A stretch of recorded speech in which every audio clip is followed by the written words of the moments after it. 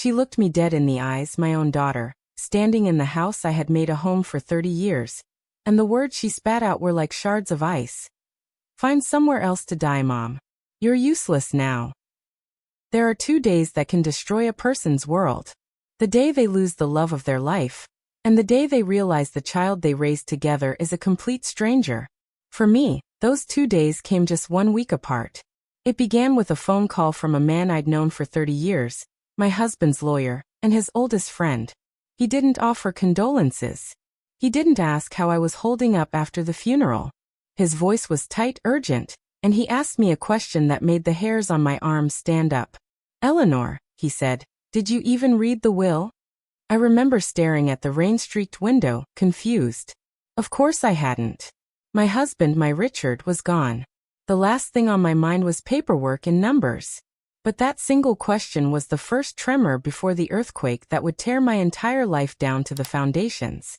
It was the question that led me, just days later, to be standing on the porch of the home Richard and I built together, watching my own daughter lock the door behind me. Her face was like stone, and her words are burned into my memory forever. "Find somewhere else to die," she said, her voice flat, empty of any love we ever shared. "You're useless now." How did it come to this? How could the little girl who once fell asleep in my arms turn into the woman who would cast me out into the cold? And what did my husband know? What secret was he hiding in his final words, written on a piece of paper that would make a lawyer laugh, and my daughter's face turn pale with shock? To understand, you have to understand the love that started it all. You have to understand Richard. My husband was not a complicated man, but he was a deep one. He was like the ocean. Calm on the surface, but with powerful currents running underneath. We met when I was 21. I was a library assistant, surrounded by stories of grand romance and adventure, but my own life felt quiet and small. He walked in one afternoon, looking for a book on structural engineering.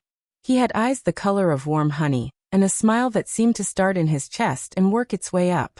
He wasn't loud or flashy. He was just solid, present. He smelled of sawdust and fresh air.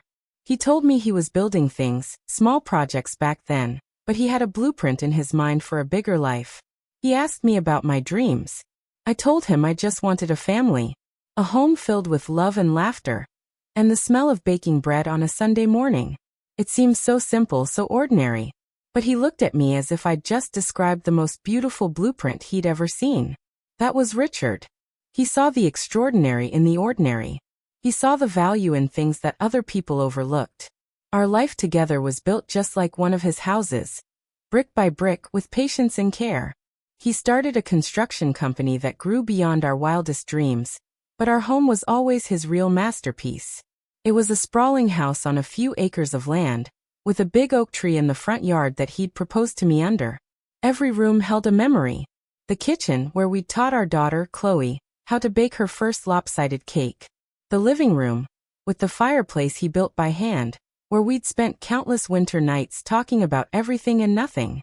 The worn patch on the armchair where he sat every evening, reading the paper.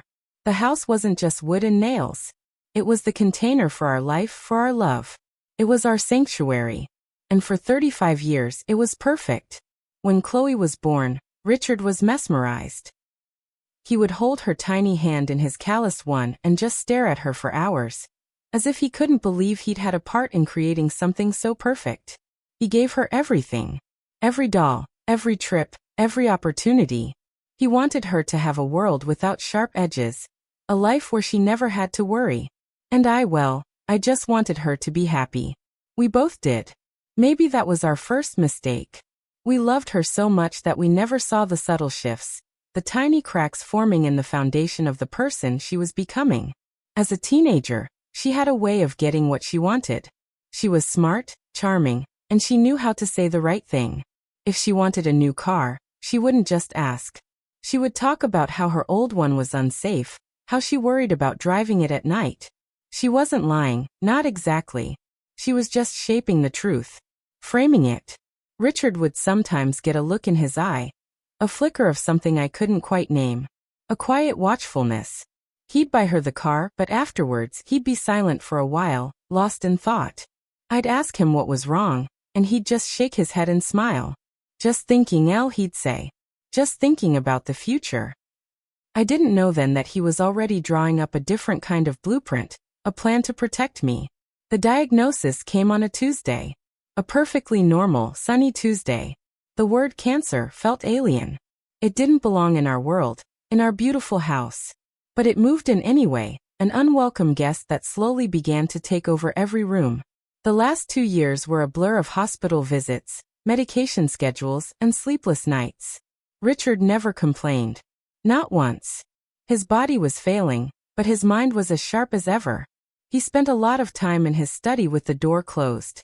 I assumed he was getting his business affairs in order, preparing the company for a future without him. I had no idea he was also preparing me for a future I could never have imagined. Chloe was there, of course. She moved back home to help. She was efficient. She managed the nurses, she talked to the doctors, she filled the prescriptions. On the surface, she was the perfect, doting daughter. But her care felt administrative. There was a distance in her touch. When I would sit by Richard's bed, holding his hand, telling him stories of our life, she would be in the next room on her laptop, managing his accounts. She'd say it was to lessen his stress, to take the burden off his shoulders. And I believed her. I wanted to believe her. How could I not? She was my daughter. I remember one night, about a month before he passed. Richard was weak, his voice barely a whisper. Chloe was out with friends, a much-needed break, she'd called it. It was just the two of us, with the soft glow of a lamp pushing back the shadows. He pulled my hand to his lips and held it there. You see the good in everyone, Eleanor, he whispered. It's the most beautiful thing about you. But don't ever let it blind you. His eyes were so clear, so intense. Promise me you'll always read the fine print. I thought he was talking about contracts for the business, about the things I'd have to manage after he was gone. I squeezed his hand and promised. I didn't understand. I didn't understand at all. I was so lost in the fog of my grief, so focused on the gaping hole he was about to leave in my life, that I couldn't see the other storm that was gathering just outside our door. A storm that wore my daughter's face. The day of the funeral was cold and gray, a perfect reflection of how I felt inside. Chloe was a pillar of strength, greeting guests, accepting condolences, her grief looking elegant and composed. I was a wreck. I could barely stand. After everyone had left, we sat in the quiet living room, the silence deafening. The air was thick with things unsaid. The lawyer called, Chloe said, breaking the silence. Her tone was businesslike. He wants to meet tomorrow. To read the will. I just nodded, numb. The will. It felt like such a crude, final thing. A summary of a man's life and assets and beneficiaries. I didn't care about the money. I didn't care about the house. I just wanted my husband back. Chloe, however, seemed to care a great deal. A new energy buzzed around her, a sharp-edged anticipation that cut through the somber mood. She started talking about the estate, the value of the company, the portfolio. She used words like liquidation and assets that felt like slaps in the face. I looked at her, truly looked at her, and for the first time, I felt a tiny shiver of unease. The daughter I saw across the room wasn't just grieving. She was waiting. Waiting for her inheritance. Waiting for the life she believed she was owed. And I was just a ghost in the room. A relic of a past she was already eager to leave behind. I just didn't know it yet. To understand the depth of the wound, you have to understand the love that was lost. My life with Richard wasn't a fairy tale, not the kind you read about in books. It was real. It was built on small moments, on unspoken promises kept over 35 years. It was in the way he'd always make me a cup of tea in the morning, exactly how I liked it, without ever needing to ask. It was in the way he'd trace the lines on my palm with his thumb when we sat together in the evenings, a silent language that said, I'm here. I'm still here. We started with nothing. Our first home was a tiny, third-floor apartment with slanted floors and a radiator that hissed like an angry snake. Richard was working for a construction crew back then, coming home exhausted, his hands raw and calloused, covered in a fine layer of dust that never seemed to wash away completely.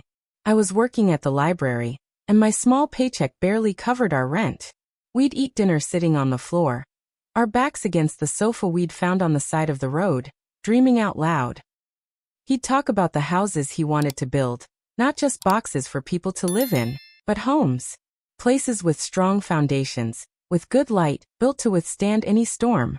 Everything worth having, Al, he used to say, has to be built right from the ground up. He was talking about buildings, but he was also talking about us.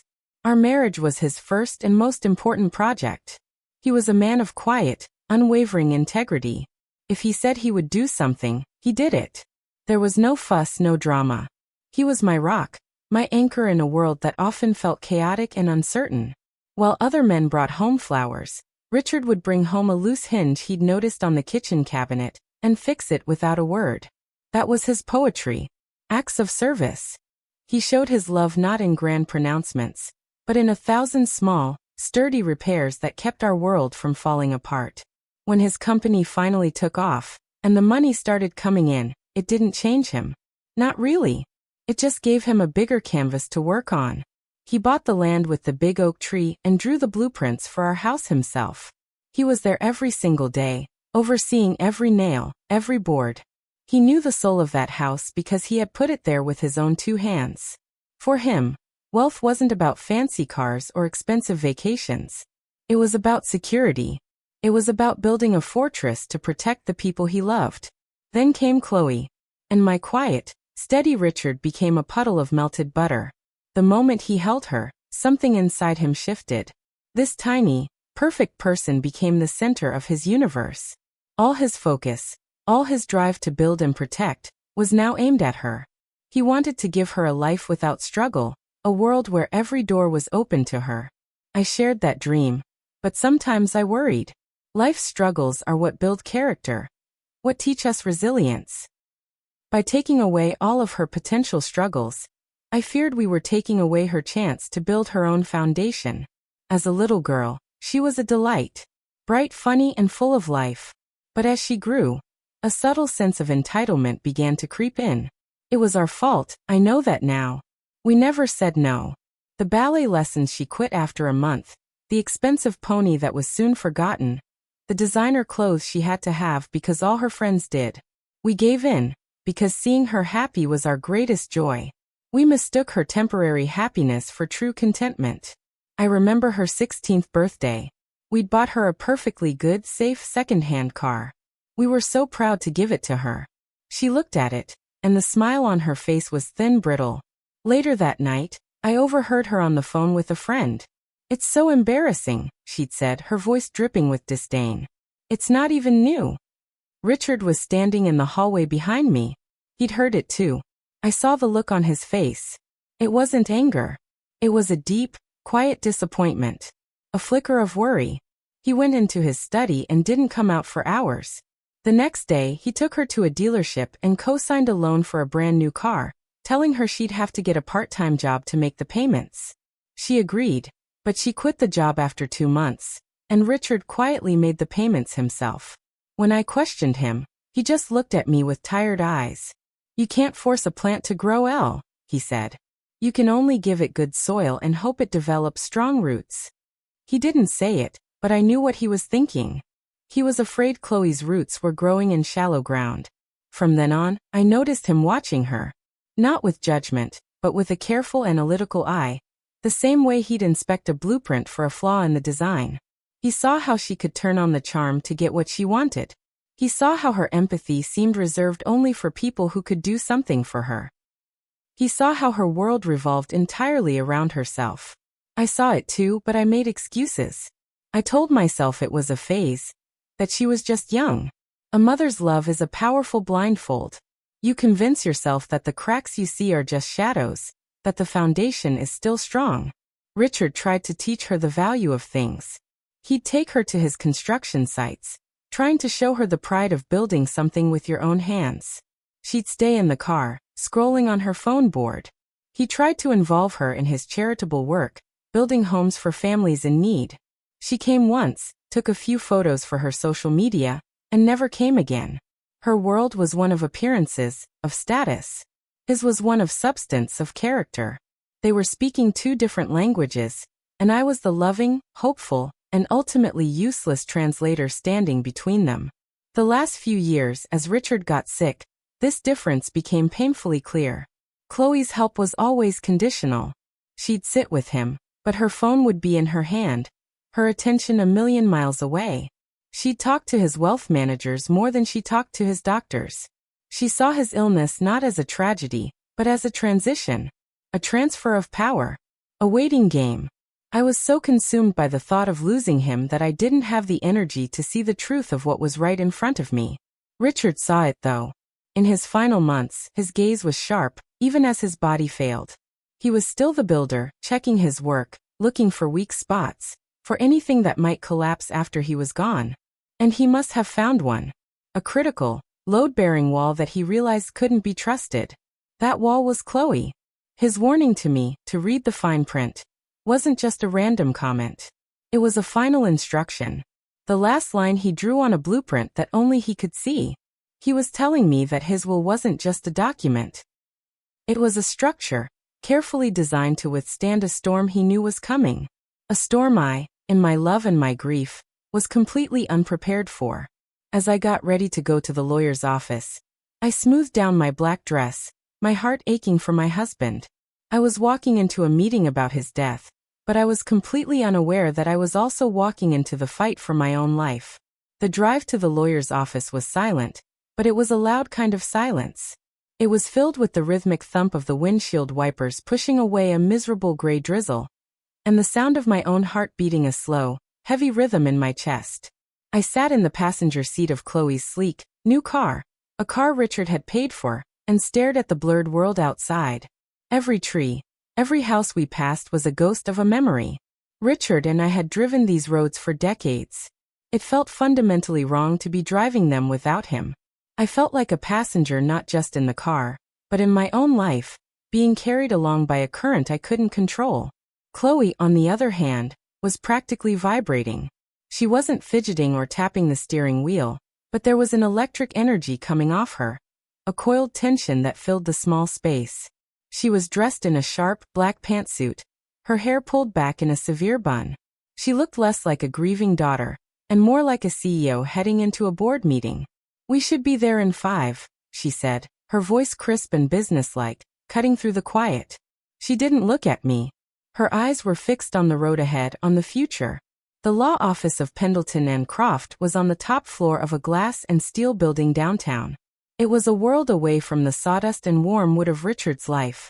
The reception area was all polished marble, silent and sterile. A young woman with a headset nodded us towards a heavy mahogany door. The room we entered was intimidating. A massive desk stood in front of a floor-to-ceiling window, which offered a panoramic, rain-washed view of the city. Books with gold-lettered spines lined the walls, standing in perfect, unread rows. It smelled of old paper and money. It was the kind of room designed to make you feel small. Arthur Pendleton was already there, standing by the window, his back to us. He was a tall, thin man who had been Richard's friend since they were boys. He'd been the best man at our wedding. He'd held Chloe as a baby. But the man who turned to face us was not Arthur, my friend. He was Mr. Pendleton, the executor. His face was drawn, his shoulders stooped inside his expensive suit. He avoided my eyes, his gaze flicking to me for a brief, pained second before settling on my daughter. "Chloe," he said, his voice strained. "Eleanor, please have a seat." We sat in 2 stiff leather chairs that faced his desk. They sighed as we settled into them. The sound was unnervingly human. Arthur sat down opposite us, the massive desk a barrier between us. He fussed with a stack of papers, aligning their edges with meticulous, unnecessary care. He was stalling. I could feel it. The air was thick with a tension that had nothing to do with grief. It was something else. Something sharp and unsettling. "Well," Chloe said, her patience clearly wearing thin. "Shall we begin?" Arthur cleared his throat and picked up the top document. "This is the last will and testament of Richard Sterling," he began, his voice a low monotone. He started with the standard legal jargon, a river of words that flowed past me without meaning. He listed a few small bequests Richard had arranged. $10,000 to the animal shelter I volunteered at. His collection of antique woodworking tools to his old foreman. Small, thoughtful gifts that were so quintessentially Richard. With each one, A fresh wave of grief washed over me. This document was his last act on earth, his final voice. I glanced at Chloe. She was tapping a perfectly manicured nail on the leather armrest, her expression one of polite boredom. She was waiting for the main event. Arthur paused, taking a sip of water. His hand was trembling slightly. He still wouldn't look at me. He was looking at the will as if the words on the page were a snake he was reluctant to handle. Now, he said, his voice dropping even lower. We come to the primary assets of the estate. He looked at Chloe. Richard's portfolio, company holdings, and liquid assets are valued, as of this morning, at approximately $33 million. The number hung in the air, obscene and meaningless. What good were $33 million when the man I wanted to share them with was gone? But for Chloe, the number was a key unlocking a door. A small, satisfied smile touched her lips as she did a quick, mental calculation. Her tapping stopped. She was now giving the proceedings her full, undivided attention. Arthur continued, his eyes glued to the page. The will states the following. To my beloved daughter, Chloe Sterling, I bequeath my entire financial estate, totaling $33 million, and the legal title and deed to our family home at 124, Oak Lane, along with all its contents. The words hit me. It was like the world had suddenly tilted on its axis. I gripped the arms of my chair, trying to understand. Everything? The money, the house, the contents? Everything that Richard and I had built together, over 35 years, was going to Chloe? A cold dread, sharp and painful, pierced through the fog of my grief. I looked at Chloe, expecting to see some confusion, some concern for me. But there was none. Her face was a mask of cool triumph. The grieving daughter was gone. In her place was an heiress. She gave me a quick, dismissive glance, a look that said the old guard is finished. I'm in charge now. Chloe. I started, my voice a weak whisper. I don't understand. The house. She finally turned to me, her expression hardening. It makes perfect sense, Mother, she said, the word mother sounding like an accusation. Dad knew I could handle the estate.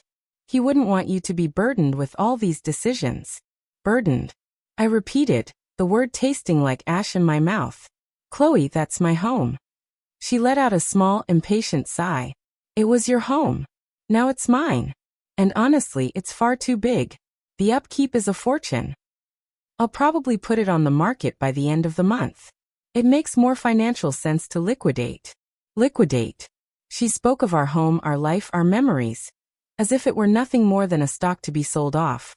Every family dinner, every Christmas morning, every quiet evening by the fire, all of it reduced to a number on a spreadsheet.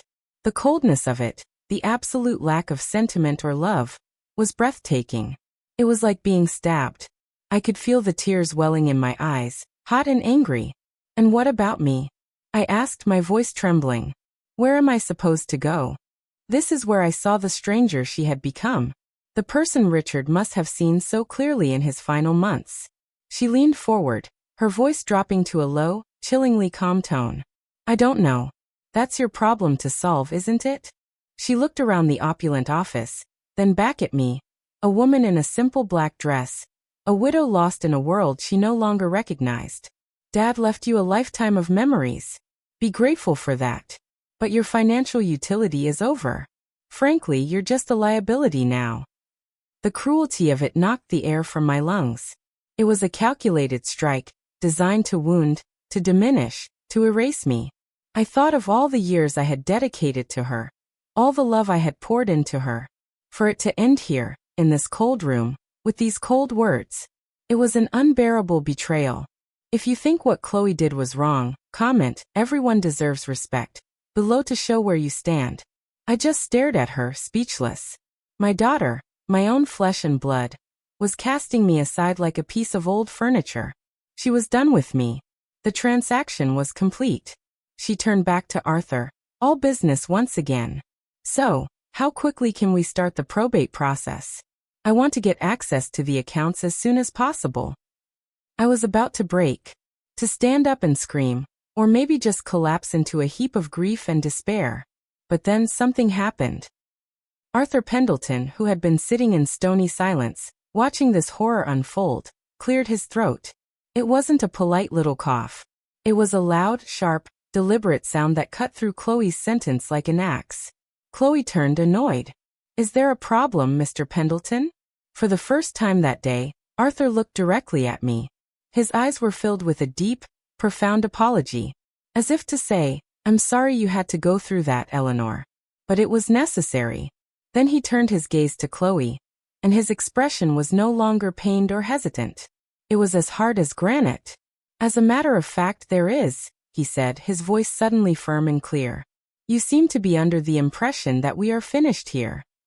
Chloe scoffed. "What's left to say? It's perfectly clear. I inherit everything." "Not quite," Arthur said, a ghost of a smile playing on his lips. It was a grim, knowing smile. He picked up the will again, his movements no longer shaky, but precise and confident. Richard was a builder. He always built things to last. And he always had a contingency plan. He tapped a finger on the last page of the document. "You've inherited the assets, yes," Arthur said, his eyes boring into Chloe's. "But you seem to have overlooked the most important part of the entire will. There is a final clause. A stipulation, to be precise. And it changes everything." The word stipulation landed in the sterile silence of the office like a stone dropped into a still pond. The ripples spread outwards instantly. I saw them in the sudden tightening of Chloe's jaw, the flicker of confusion in her eyes that quickly hardened into suspicion. I felt them in my own chest, a fragile, tentative flutter of something.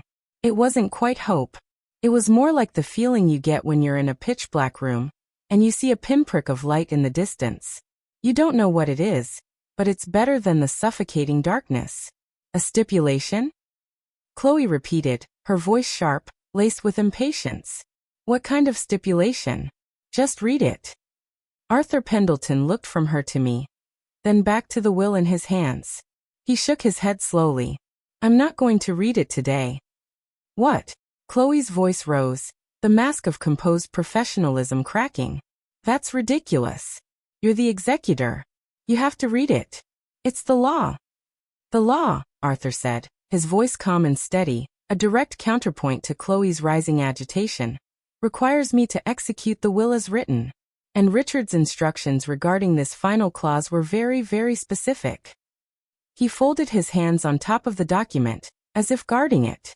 He stipulated that the clause is not to be revealed until 7 days after his will has been initially read.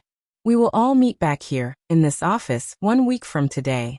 At that time, all will be made clear." Chloe shot to her feet. "This is a joke. A power trip. You're his lawyer, not his puppet master from beyond the grave. I am the sole beneficiary of this estate. I demand you tell me what it says." "Now." "I cannot," Arthur said, his face unreadable. He wasn't being difficult. He was being obedient to a man he had respected his entire life. Richard was very clear. He was a builder, Chloe. He knew that some structures need time to settle before you can see if the foundation is sound. He considered this a settling period. He finally looked at me, and his eyes held a silent message. "Wait. Trust him. Trust Richard." I didn't know what to think. My mind was a whirlwind of confusion and a deep, aching grief that had been momentarily pushed aside by the drama. A week. It felt like an eternity. What could Richard have possibly written that required a 7-day delay? It felt like one of his long, drawn-out plans. A project with phases and stages that only he understood. I was just a spectator, watching my life being dismantled and possibly rebuilt according to a blueprint I couldn't see. Chloe was fuming. She saw Arthur was immovable, a brick wall of legal obligation. She grabbed her purse from the floor. "Fine," she snapped, her voice like ice. "A week. But this is absurd. Let's go, Mother." The car ride home was a descent into a new kind of hell. The tension from before was a summer storm compared to the Arctic winter that now filled the car. Chloe drove with a rigid, controlled fury. Her knuckles were white on the steering wheel. She didn't speak. She didn't even look at me. The silence was an accusation. It was my fault. My husband's fault. We were an inconvenience, a final, frustrating puzzle box she was being forced to solve before she could claim her prize. I stared out the window, But I wasn't seeing the passing streets. I was seeing fragments of my life. I saw a little girl with scraped knees running to me for a hug. I saw a teenager rolling her eyes as Richard tried to explain the importance of a budget. I saw a young woman, home from college, talking excitedly about her future. A future we were meant to be a part of. Where did that girl go? When did the love in her heart curdle into this cold, hard ambition? Was it something we did? Something we failed to do? Had we loved her too much, or not in the right way? The questions circled in my mind, relentless and painful, each one a fresh twist of the knife. When we pulled into the long driveway of our house, the place that had been my sanctuary for 35 years, it looked different. Menacing. The big oak tree Richard had proposed to me under seemed to cast a darker shadow. The warm, yellow light I'd always left on in the window looked weak and distant. It was no longer my home. I was just a visitor on borrowed time. Chloe killed the engine, and the silence that followed was absolute. Then she turned to me. Her face was a pale, emotionless mask. "Get out," she said. I must have misheard her. "What?" "Get out of the car," she repeated, her voice flat. "I want you to pack a bag. A small one. With your essentials. You have 30 minutes. The cold dread that had started in the lawyer's office now flooded my entire body. A paralyzing, icy wave. "Chloe, what are you talking about? This is my home. We have a week," Arthur said. "I don't care what Arthur said," she hissed, the venom finally breaking through her composure. "This house is legally mine. The deed is in my name as of this morning.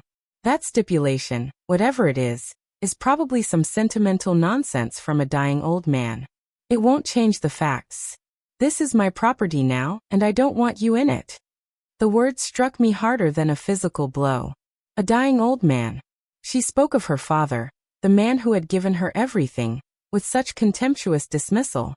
The love I thought we had, the family I thought we were, it was all an illusion. A lie I had been telling myself for years. "Chloe, please," I begged, the tears I had been holding back finally spilling over, hot on my cold cheeks. "Don't do this. Where will I go?" This was when she said the words. The words that will echo in my mind until the day I die. She looked at me, her eyes completely empty of any affection, any history, any shared humanity. It was like looking into the eyes of a stranger I had somehow given birth to. "I really don't care," she said, her voice quiet, which made it 1,000 times more cruel. "Find somewhere else to die. You're useless now." Then she got out of the car, walked up the stone path to the front door, and went inside without a backward glance. The door clicked shut behind her. I sat in the car for a long moment, frozen. Useless now. The words repeated over and over. Was that what I was? My husband was gone. My role as a caregiver was over. My purpose in her eyes had expired. I was just a leftover piece of a life she was ready to discard. My body finally started moving, a slow, painful automaton. I got out of the car and walked to the front door. It was locked. I knocked. "Chloe? Please just let me get my things. My purse is inside. My phone." There was no answer. I knocked again, harder this time, my knuckles rapping against the solid wood Richard had chosen so carefully. "Chloe." The curtains in the living room window twitched. I knew she was in there, watching me. But the door remained closed. The silence was her final answer. She had locked me out. Not just from the house, but from her life. From everything we had ever been. The drizzle turned into a cold, steady rain. It soaked through my thin black dress, chilling me to the bone. I stood on the porch of my own home like a beggar. The house Richard built to protect me had become my prison wall. I had nothing. No wallet, no phone, no car keys. The car in the driveway was hers. Everything was hers.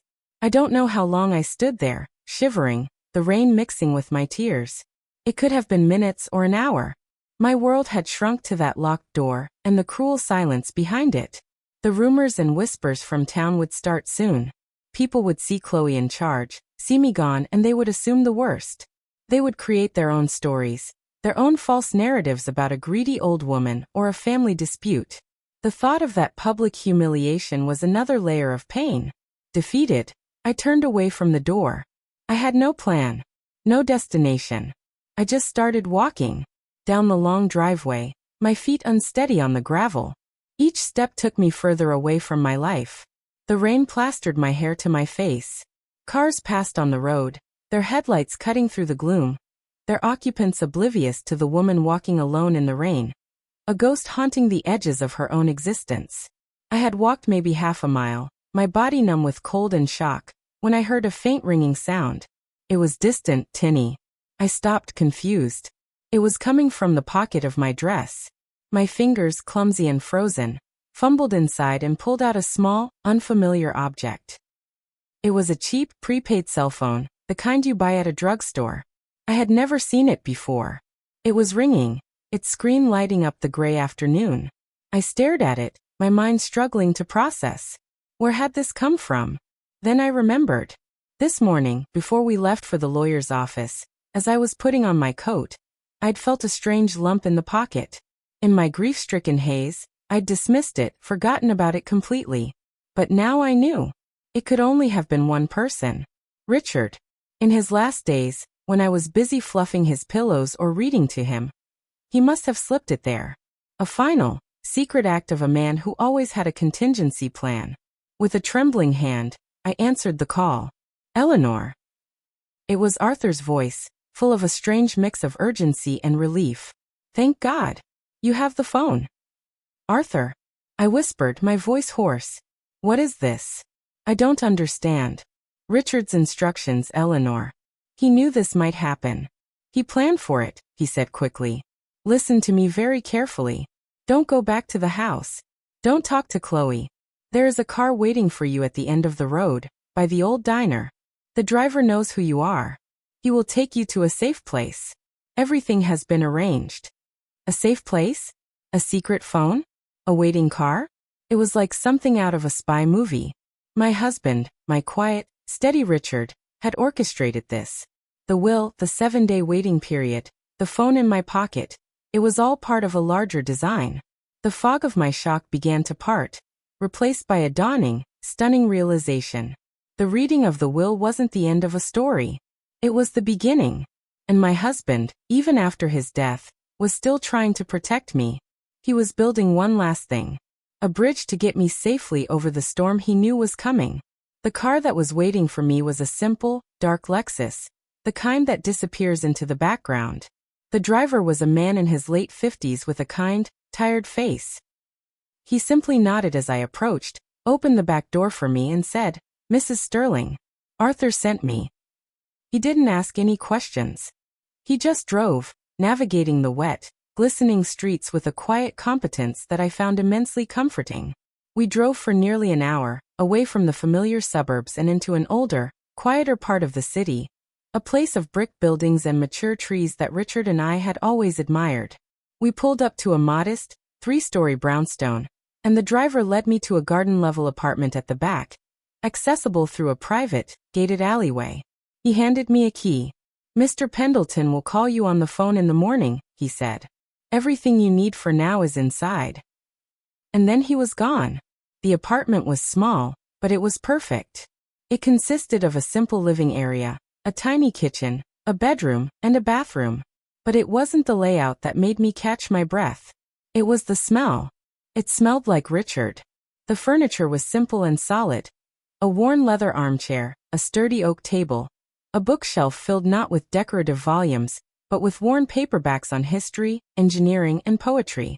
On the wall hung a single-framed photograph I had never seen before. A picture of Richard and me, taken on our honeymoon. We were so young, standing on a beach, squinting in the sun, our arms wrapped around each other, utterly clueless about the vast, complicated, beautiful life that lay ahead of us. This was his place. A secret retreat he had never told me about. It was a shock, but it wasn't a betrayal. It felt like a gift. A final, hidden part of him that he had saved just for me. On the kitchen counter was a simple white envelope with my name on it, written in his familiar, strong script. My hands trembled as I opened it. The note inside was short. My dearest Eleanor, it read.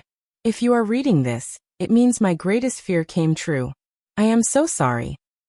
Forgive me for this last secret, but I needed a place where my heart could be safe. Now I need it to be a place where you are safe. Just for a little while. Trust Arthur. Trust the plan. Read the fine print. I love you always. Eh. Tears streamed down my face as I clutched the note to my chest. He knew. My good, decent husband saw the darkness in our daughter long before I was willing to admit it existed. He had prepared for this exact moment, this specific betrayal. The 7-day waiting period wasn't some legal formality. It was a shield. He was giving me a week to grieve him, yes, but also a week to find my strength, to hide from the initial blast of Chloe's cruelty, to regroup in a place that was saturated with his love and protection. That week was the longest and shortest week of my life. I spent the days in a quiet haze. I explored the small apartment, touching everything he had touched. I read his books, slept in his bed, and wore an old flannel shirt of his that he'd left hanging in the closet. It felt like I was living inside his memory. Arthur called as promised the next morning. He was relieved to hear I was safe. He explained that Richard had set up this apartment years ago, transferring the deed and a separate bank account with enough money for me to live on into a private trust. He had done it quietly, methodically, just like he did everything. He called it his storm cellar. Eleanor, Arthur told me, his voice thick with emotion. He hoped he'd never have to use it. I didn't go out. I couldn't face the world.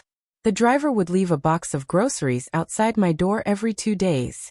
I spent my time thinking, piecing together the last few years through this new terrible lens. Every time Chloe had been dismissive. Every time she had prioritized a discussion about money over a moment with her dying father. Every time Richard had watched her with that sad, knowing look in his eyes. It was all there, a trail of breadcrumbs leading directly to that locked front door, to those horrible words she had said to me.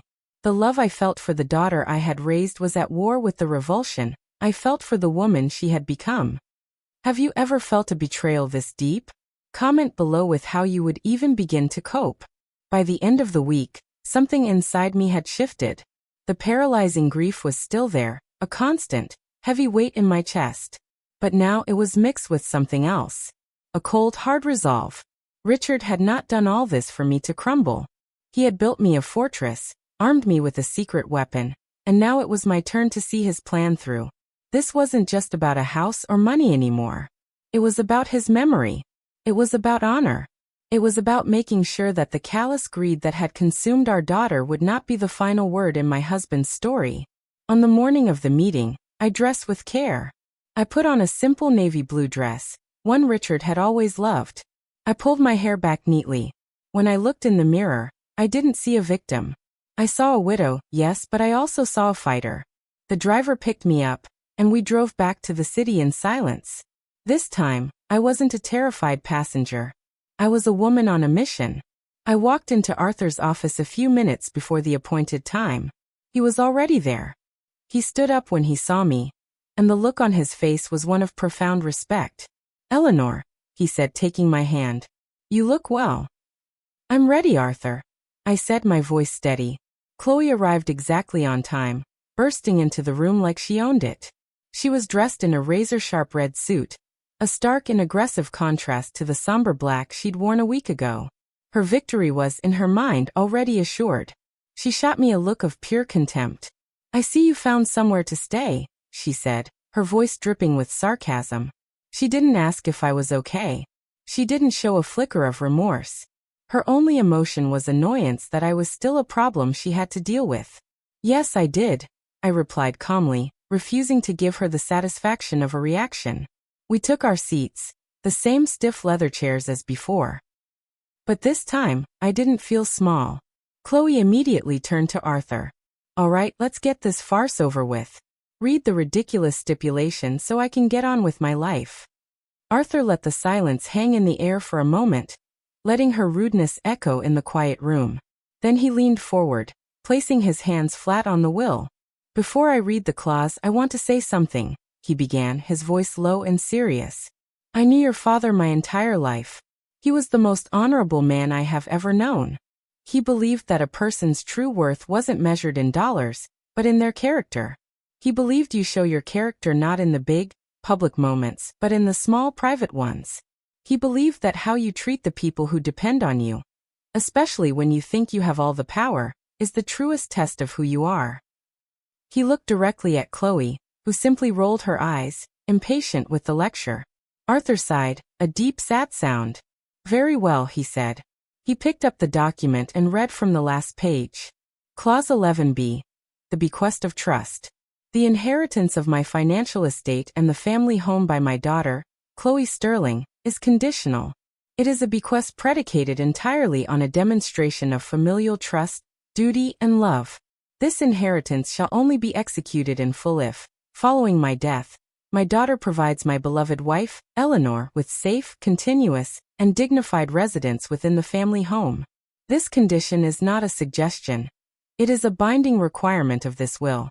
There will be a 7-day grace period following the initial reading of this will for this arrangement to be honored. Chloe stared at him, a slow, ugly smile spreading across her face. Is that it? That's your big, dramatic secret? A bit of sentimental nonsense? It's meaningless. I can just say she refused to stay. It's her word against mine. I felt my heart sink. Was she right? Was it all just a wish, a hope, with no legal teeth? But then Arthur continued reading, his voice becoming harder, sharper. In the event this condition is not met, he read, if my wife is, for any reason, denied residence or treated with disrespect that forces her to leave, the entirety of the bequest, all $33 million and the deed to the home, is immediately rendered null and void. The inheritance shall be considered to have failed. Chloe's smile faltered. Failed? What does that mean? What happens to the money then? Arthur took a deep breath. In the event of failure, the full estate, without exception, defaults to the secondary beneficiary named in this will. The Richard Sterling Foundation for Widows and Families, a charitable trust to be managed by an independent board, with its first act being to provide a lifetime annuity and housing for my wife, Eleanor. The room was silent. I stared at Arthur, my mind reeling. A foundation. He had created a whole charitable foundation as his contingency plan.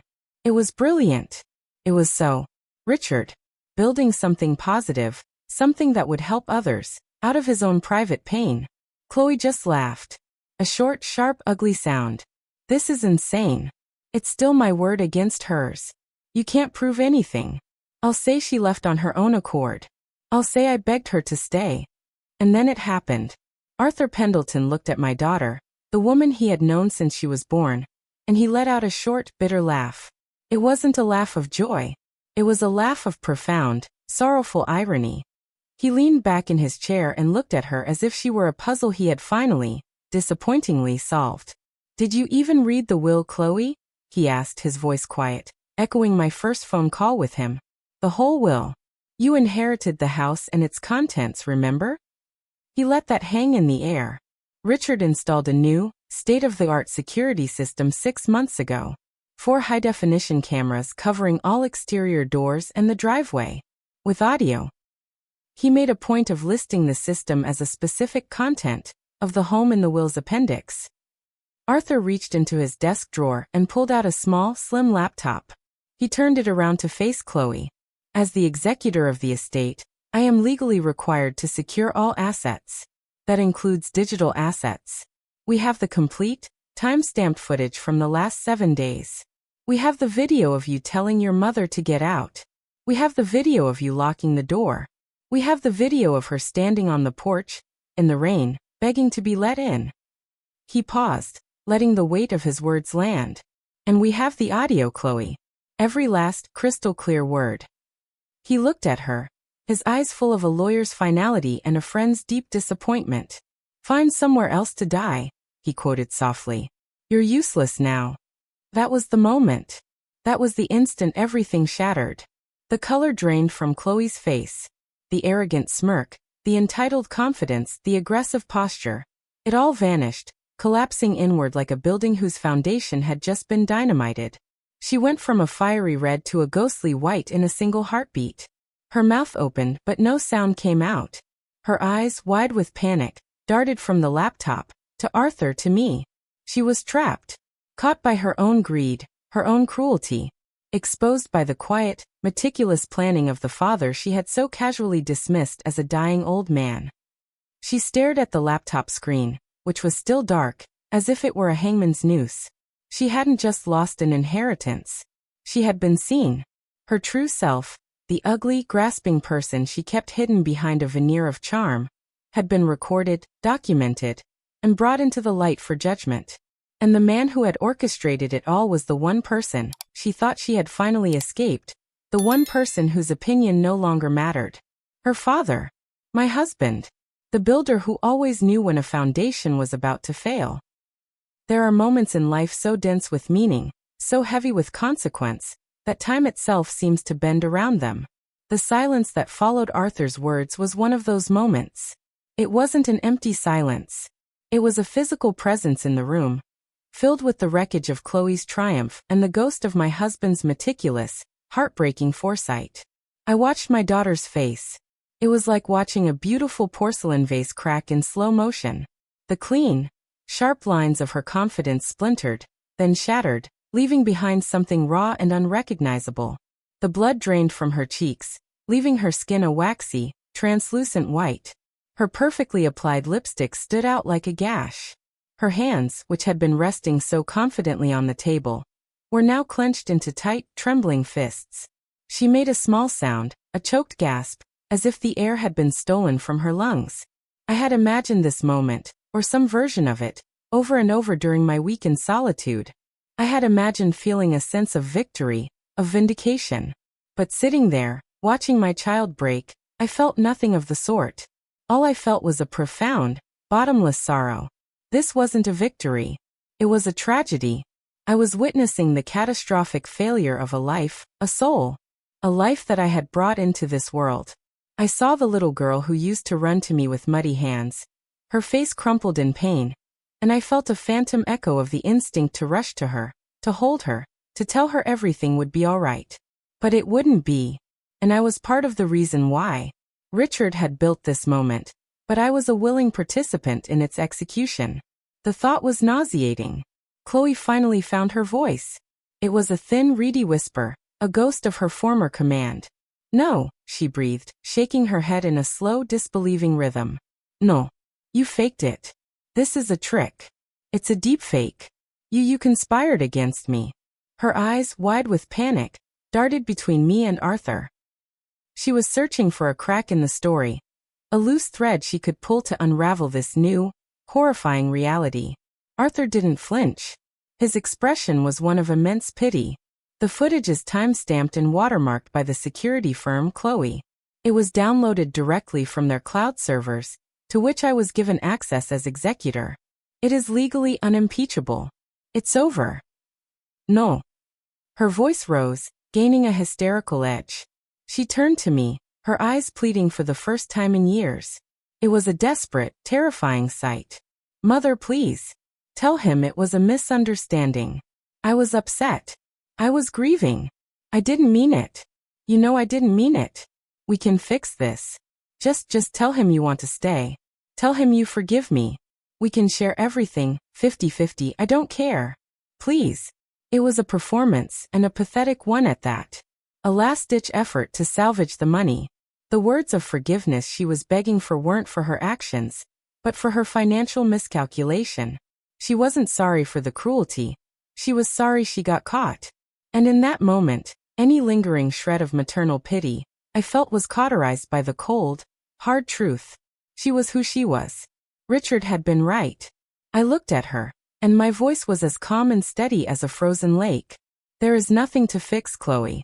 You said what you said. You did what you did. This is the consequence. My words seemed to sever her last thread of hope. The desperate bargaining collapsed into pure, unadulterated rage. Her face contorted, becoming ugly with fury. You, she shrieked, pointing a trembling finger at me. This was you. You poisoned him against me. You were always jealous of me, of what he gave me. You're a pathetic, manipulative old woman, and you've stolen my life. She lunged to her feet, her chair scraping violently against the floor. For a second, I thought she might physically attack me. Arthur stood up, placing a calming hand in the air. Chloe, that's enough. Sit down. Don't you tell me what to do, she screamed, her voice cracking. My father is dead, and you two vultures are picking over his bones. You've ruined me. She finally broke, burying her face in her hands, her body racked with harsh, dry sobs. They were not the sobs of grief. They were the sounds of a queen who had just been dethroned. The wails of a gambler who had just lost everything on a final, foolish bet. The sight was horrific, but I felt strangely detached, as if watching a film. This was the raw, unfiltered person who had been living beneath the polished surface for years. The person Richard had seen and had tried, in his own way, to warn me about. Arthur waited patiently for the storm to pass. When Chloe's sobs subsided into ragged, shuddering breaths, he spoke again, his voice gentle now, but firm. You think this was about ruining you, Chloe? You're wrong. Your father loved you more than you can possibly comprehend. This entire, complicated, painful exercise, it was never about punishing you. It was about trying to save you. Chloe looked up, her face streaked with mascara, her expression a mixture of confusion and contempt. Save me? By making me homeless and penniless? That's insane. No, Arthur said softly. By showing you the truth. He wanted you to see the person you had become, without illusion, without excuses. He paused, then reached into his briefcase and pulled out another envelope. This one was thick, made of heavy, cream-colored paper. It was sealed with a simple wax S. My heart clenched. It was Richard's personal stationery, from his desk in the study. He left one final thing, Arthur said. Not for the will. This is for you. He slid the envelope across the polished desk. It stopped directly in front of Chloe. She stared at it as if it were a venomous snake. She didn't move. What is it? She whispered. It's a letter, Arthur said. From your father. He wrote it about a month ago. His instructions were that you were only to be given it if, and only if, you failed his test. A test. That's what it was. A final, terrible exam of her character. And she had failed spectacularly. Her hand trembled as she reached for the letter. She fumbled with the seal, her fingers clumsy. She pulled out several pages, covered in my husband's familiar, steady handwriting. She began to read. The office was so quiet I could hear the faint rustle of the paper in her hands. I watched her eyes move across the page. And I saw a new wave of emotions begin to play out on her face. The anger and panic began to recede, replaced by a profound, gut-wrenching confusion. Her brow furrowed. Her mouth fell slightly open. She looked up from the page, her eyes locking on me. And in them was a question she could not articulate. She looked utterly lost. After a few moments of this silent struggle, Arthur cleared his throat gently. Perhaps it would be better if I read it aloud, he suggested. Chloe didn't protest. She simply let the pages fall from her hand onto the desk, her whole body slumping in her chair as if her bones had dissolved. She looked small, defeated. Arthur picked up the letter. He put on a pair of reading glasses, and the simple, domestic action felt strangely out of place in the midst of all this emotional carnage. And then, he began to read my husband's last words to his daughter. My dearest Chloe, he began, and Arthur's voice seemed to take on the quiet, thoughtful cadence of Richard's own. If you are reading this, then my heart is broken. Not because I am gone, but because I have failed. I have failed to teach you the one lesson that matters most in this life. I tried to give you everything, my darling girl. And in doing so, I fear I have given you nothing of value at all. I have let you mistake comfort for character, and wealth for worth. That is my sin, and you are now paying the price for it. You must be feeling a great deal of anger right now. Anger at me, at your mother, at the world. You believe your life is ruined. I am writing this to tell you that you are wrong. Your life is not over. In fact, I have just given you the only chance you ever had for it to truly begin. To understand why, you need to know a secret I have kept from everyone, even your mother, for my entire adult life. It is a secret I have carried like a stone in my gut, a shame so deep I could never bear to give it voice. You believe I built my company from nothing, a self-made man. That is only partially true. I was not born into the working class. I was born into wealth, Chloe. A world of privilege and entitlement that would make your own look modest. My father was a powerful man, and I was his only son. Like you, I was given everything. Like you, I came to believe I was owed it. When he died, I was 21 years old. I was arrogant, selfish, and greedy. My mother, your grandmother, was a gentle soul, much like your own. She was left vulnerable and grieving, and I saw her only as an obstacle between me and my inheritance. I was cruel to her. I used lawyers to push her out of her own home. I told her she was a relic of the past, that her time was over. I left her with almost nothing. I gasped. A hand flew to my mouth. I looked at Arthur, who simply nodded, his eyes full of a shared sadness. He had known. He had kept his friend's deepest secret. He continued reading. I got the money. All of it. And I was a fool. I squandered it in less than 2 years on bad investments and a lifestyle I thought I deserved. I ended up with nothing. Less than nothing. I was alone, ashamed, and sleeping in my car. It was only then, at the absolute bottom, that I began to understand. The money had never been the thing of value. It was a curse. It had hollowed me out, made me into a person my own father would have despised. What he had tried to leave me wasn't the fortune, but the legacy of hard work that built it. A legacy I had spat on. I started over. I took a job as a laborer on a carpentry crew. I learned the feel of a hammer in my hand, the satisfaction of a day's hard work. And one rainy afternoon, covered in sawdust, I walked into a library to get out of the cold, and I met your mother. She didn't see a failure. She saw a man trying to build something. She saved my life, Chloe. Not with money, but with love. She gave me a foundation to build upon. I never told her about my past because I couldn't bear for her to see the monster I had once been. But as I watched you grow, I saw my own worst sins being reborn in you. The same entitlement. The same casual cruelty. The same belief that money is the only thing that matters. And it terrified me.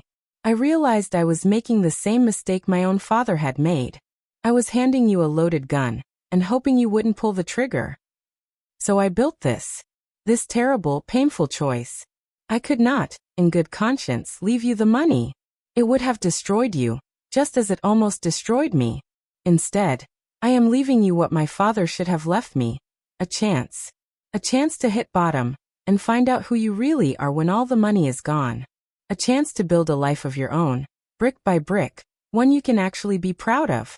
The money is going to a foundation that will help other women like your mother, women left alone and vulnerable. It will do good in the world. It is my penance for what I did to my own mother all those years ago. I know you hate me right now, but I hope, one day, you will understand that this was the greatest, and most difficult, act of love I have ever performed. I did not ruin your life, Chloe. I have just given it back to you. Your real life. Don't waste it. Your loving and so very sorry father. Arthur finished reading. He carefully folded the pages and placed them on the desk. The silence that returned was different.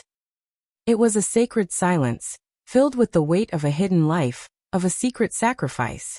The entire narrative had been shattered and rebuilt. This wasn't a story about greed. It was a story about redemption. Richard hadn't been a clever lawyer in his final days. He had been a desperate father, performing a radical, terrifying surgery on his daughter's soul, cutting away the cancer of wealth in the faint hope that her character might survive. I looked at Chloe. Her face was a ruin. The anger was gone. The panic was gone. All that was left was a vast, empty shock. She was staring into the abyss of a life she never knew, a father she had never understood, and a terrifying, unvarnished reflection of herself. She wasn't just a disinherited daughter anymore. She was the ghost of her father's greatest shame. And in that moment, looking at the utter devastation of my child, I realized the final twist wasn't for her. It was for me. Richard had left me with one last impossible task. To look upon the person who had destroyed my life and somehow, some way, find it in my heart to forgive her. The aftermath of a bomb is not a loud explosion. It is a profound and ringing silence. After Arthur finished reading my husband's last words, that silence descended upon the room, thick and suffocating. It was filled with the dust of a life that had just been demolished. Chloe sat frozen, the letter lying on the desk in front of her like a death certificate for the person she thought she was. She wasn't crying anymore. Her face was a blank canvas, wiped clean of anger, of arrogance, of everything. She was just empty, a hollow shell. For the first time, I think she was seeing the world not as a stage for her ambitions, but as a place of real, unyielding consequences, and the vision had broken her. I looked at Arthur. His face was etched with a deep, weary sadness. He had done his duty to his friend, but it had clearly taken a toll. He gave me a small, almost imperceptible nod, a signal that my part in this was over. I stood up, my legs feeling strangely weak, as if I had just run a marathon. I looked down at my daughter one last time. The urge to reach out, to touch her shoulder, was a physical ache in my arm. But I knew, with a certainty that was as cold and hard as steel, that it would be the worst thing I could do. She didn't need my comfort. Richard was right. She needed to sit alone in the rubble. She needed to feel the full weight of the ruins she had created. So I turned, and without another word, I walked out of the room, leaving her behind with the ghost of her father, and the truth of who she had become. The walk through the sterile law office felt different this time. The air seemed lighter, the polished floors less intimidating. When I stepped out into the damp city air, it felt like I was breathing for the first time in years. The world looked sharper, the colors more vivid. Arthur followed a moment later, and gently took my arm. "The driver is waiting, Eleanor," he said softly. "He'll take you back to the apartment for now." "What will happen to her?"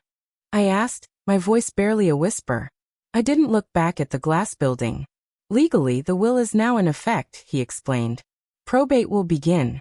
The assets will be transferred to the Foundation's trust. The house will be put on the market. As for Chloe, she has 30 days to vacate the property. After that, I don't know. She has a college degree. She's a capable young woman. She will have to do what your husband did all those years ago. She will have to start over." Start over. The words sounded both terrifying and liberating. As the car pulled away from the curb, I realized that I, too, was starting over.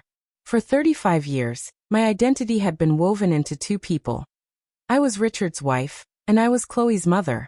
Now one was gone, and the other was a stranger. Who was I if not those things? For the first time, the question didn't fill me with dread.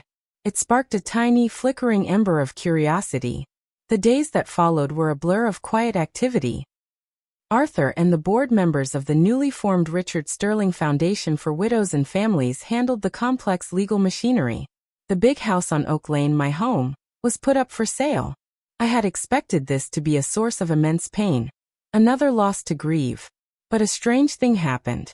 When I thought of the house now, I didn't see the happy memories. I saw Chloe's face as she locked the door. I heard her cold, dismissive words. The sanctuary had been violated, its spirit broken. It was no longer a home, it was a crime scene. Letting it go was a relief. The foundation provided me with a beautiful, modest condominium in a quiet building with a view of a park. It was smaller than Richard's secret apartment, but it was mine. I spent weeks filling it not with the contents of my old life, but with new things. A new sofa, new dishes, new books. It was a slow, deliberate process of building a new nest. I was learning to live in a space that was defined only by me, Eleanor. Not as a wife, not as a mother, but as myself. About a month after the meeting, Arthur called. "Chloe has moved out of the house," he said. "She didn't take much. Just her clothes and some personal things. The rest is being put into storage for the estate sale." He paused. "She sold her car, Eleanor. And she gave up the lease on her expensive apartment downtown. I have a forwarding address for a small, weekly rate motel on the industrial side of town." A motel. My daughter, who had never worn the same designer outfit twice, was living in a motel by the factories. Richard's plan was in motion. She was hitting bottom. A part of me, a cold, vengeful part one was ashamed to acknowledge, felt a grim satisfaction. This was justice. But the mother in me, the woman who had once kissed her skinned knees and held her through fevers, felt a pang of raw, undeniable pain. I pictured her alone in a sterile, lonely room, and my heart ached. I had to consciously push the feeling away, reminding myself of Richard's letter. This was not a punishment. This was a chance. Her only chance.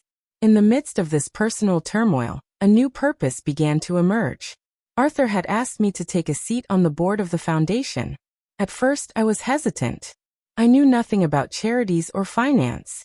"Richard trusted your heart, Eleanor," he had insisted. That's all this board needs. A heart. So I agreed.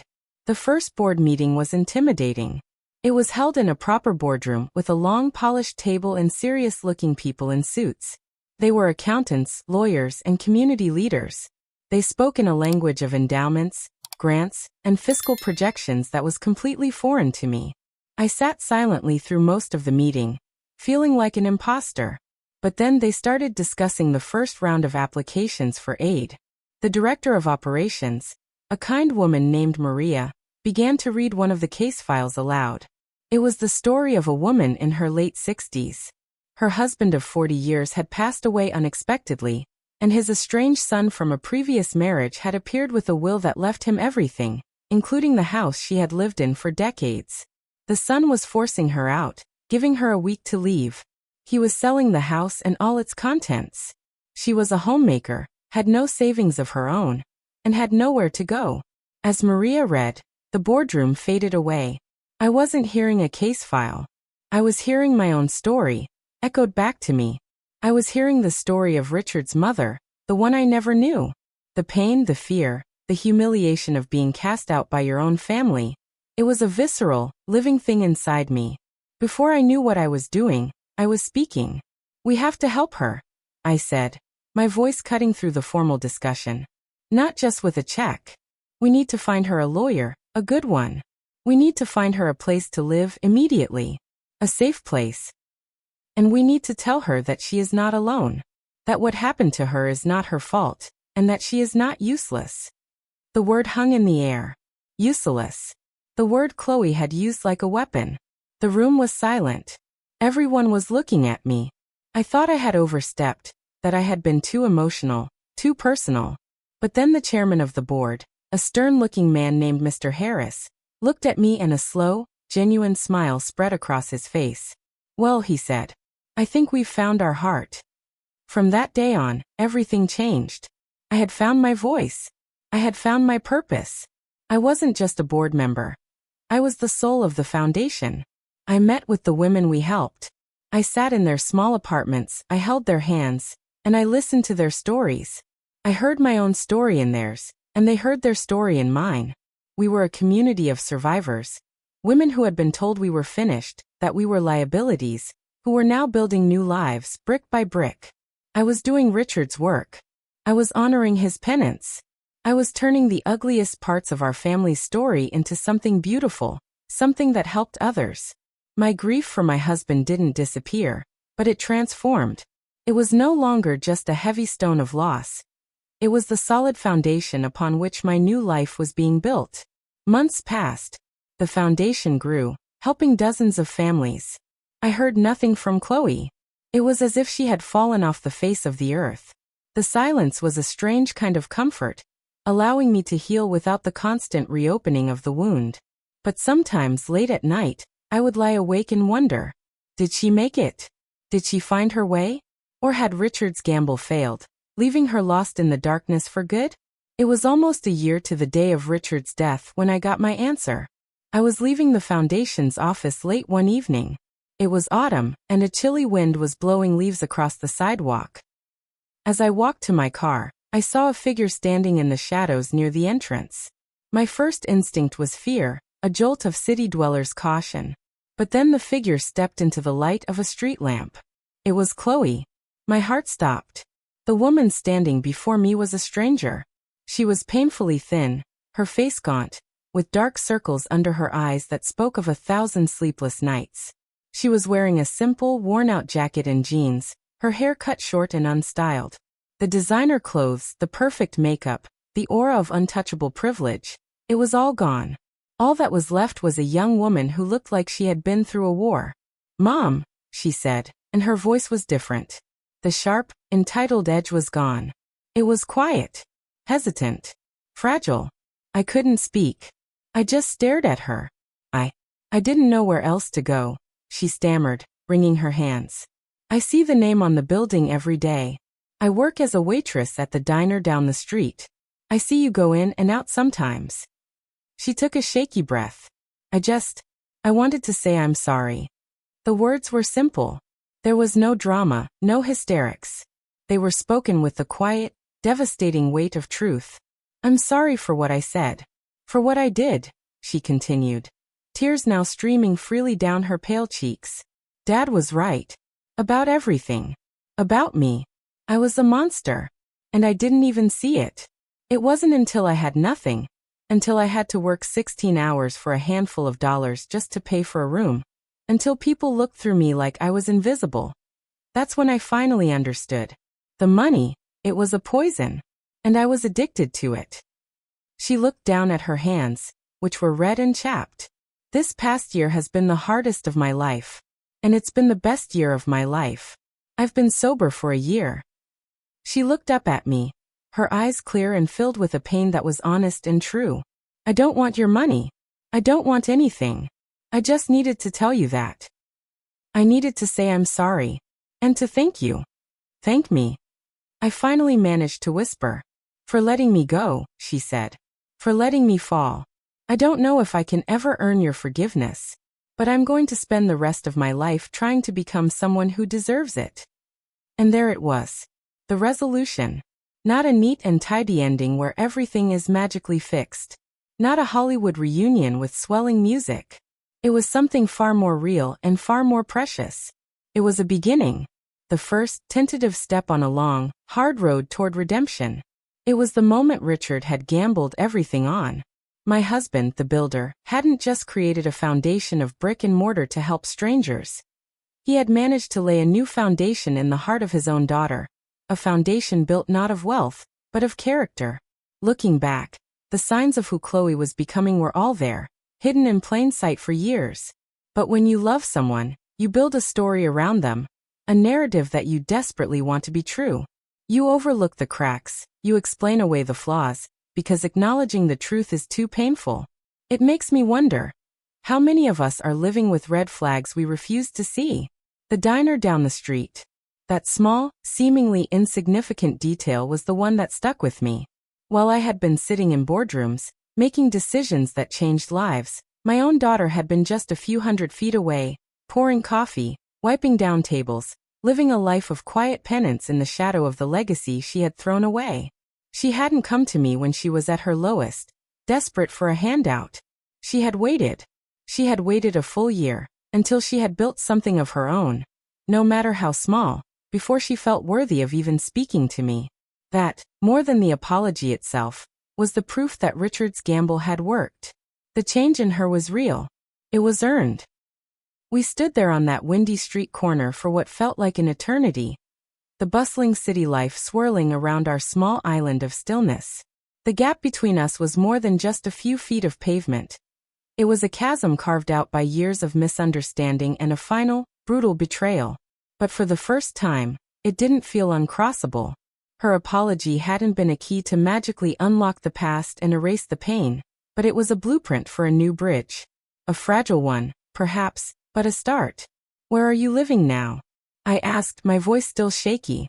I share a small apartment with another waitress from the diner, she said. It's not much, but it's clean. And it's mine. I pay my own rent. She said it with a quiet pride that I had never heard in her voice before. Not when she got a new car, not when she bought a designer bag, not when she talked about her father's massive estate. This was a different kind of pride, one born not of acquisition, but of accomplishment. It was the pride of a builder. And I knew her father would have been moved to tears to hear it. I took a deep breath.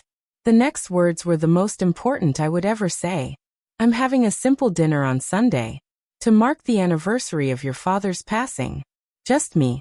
I'd like it if you would come. If you're not working. Chloe's eyes widened, and for a second, I saw a flash of the little girl she used to be. A look of pure, unadulterated hope. Tears welled up again, but this time they weren't tears of shame or sorrow. They were tears of grace. I'll be there, she whispered. I'll switch my shift. I'll be there, Mom. And she was. That Sunday, she knocked on the door of my new condominium. She was holding a small, slightly lopsided grocery store apple pie. I know it's not as good as the ones we used to make, she said, her cheeks flushing slightly, but I wanted to bring something. That pie was more valuable to me than any of the $33 million she had lost. We ate a simple meal of roasted chicken, the kind her father used to love.